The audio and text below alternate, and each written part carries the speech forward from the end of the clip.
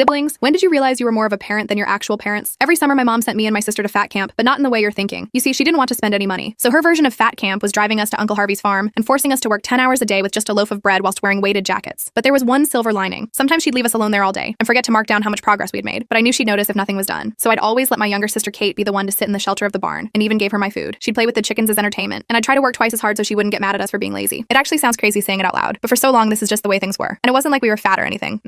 Actually, I'm pretty sure we were grossly underweight. My mom never let us go near a weighing scale, but even back then, I knew that there was no way it was normal for our bones to be poking out or to feel dizzy whenever we stood up. And when I got a little older, I noticed Uncle Harvey would slide my mom $5,000 in cash at the end of every summer, accompanied with a thank you for managing the farm. And Uncle Harvey was nothing like our mother. He was the type of guy to give us a lollipop whenever we saw him, to hold out his arms and yell, "Where are my girls?" before hugging us really tight until we were uncontrollably laughing. So when I turned 11, I started having my suspicions. For context, we were homeschooled, so all the information I was given about the world came from my mother. She fed us so many lies about the real world that it started to seem like this faraway place where everything was beautiful and perfect. She told us everyone was gorgeous, and if we were released before she prepped us, they would attack us and try to unalive us. She told us that if we ever tried to talk to one, they'd turn into monsters and eat us alive. Looking back, me and Kate's relationship with our mother was very much like Stockholm Syndrome. The constant hunger meant we were right in her control, because food was always on our minds. But whenever anything happened, I always tried to convince her to take it out on me instead of Kate. I didn't really see her as my sister anymore. She was more like my daughter. And seeing her in pain was even worse than taking the pain myself. And most of the time it worked. At one point when I was 16 and Kate was 13, I honestly thought only one of us was going to make it out alive. I started giving her all my meals, water, and anything else I could. But luckily, one day, the smoking habit caught up to my mother, and she died of a sudden heart attack. I still remember when Uncle Harvey found us. We hadn't seen him since before our mom turned cuckoo crazy, and he couldn't stop crying. I didn't even understand why he was so upset, but he just kept repeating, "I had no idea, I'm so sorry." I later found out that the sight of our countless cuts and injuries were not normal, and instead very distressing. He immediately took us in, and I was faced with more food than I even knew existed. "Did the famine end?" I exclaimed. I still remember the joy in my face. You see, my mom had successfully convinced us there was a famine going on. Meanwhile, Kate's eyes were so wide I thought her eyelids were about to split open. He asked us if we had a favorite food, and I bursted out laughing thinking it was a joke. Again, he broke down crying. Uncle Harvey cried so much that month that it was hard not to see him as a wuss. I simply didn't understand how traumatizing our upbringing truly was. But slowly, as we adjusted to real life, anger filled me. Because he enrolled us into school with the promise that we could pull out at any time. I was still skeptical about people in the real world not randomly attacking or unaliving me. But on my first day, a girl smiled and asked if I wanted her to show me around. She wasn't perfect. Actually, she was a healthier looking version of me. I nodded slowly and her smile grew even brighter. She talked really fast, and I straight up asked her if she wanted to attack me. I don't know what I was expecting her to say, but she just turned to me and violently shook her head before returning to the tour. Meanwhile, Kate had also made a new friend who was just as quiet as her. As the weeks went on, I realized just how effing psycho my mother truly was. How different she was to all the mothers I saw pick their children up after school. I started wishing she was alive, just so I could unalive her again. And then I found something to pour all my anger into, or rather, someone. It was the last day before school ended for summer, so I finished early. When I got home, Uncle Harvey was on the phone. He didn't hear me come in because I had mastered the art of silent footsteps. They're safe now, and their mother did what needed to be done. That farm would have collapsed without her. He knew and didn't do anything. My heart dropped. The rest of the full story is on my channel and linked below.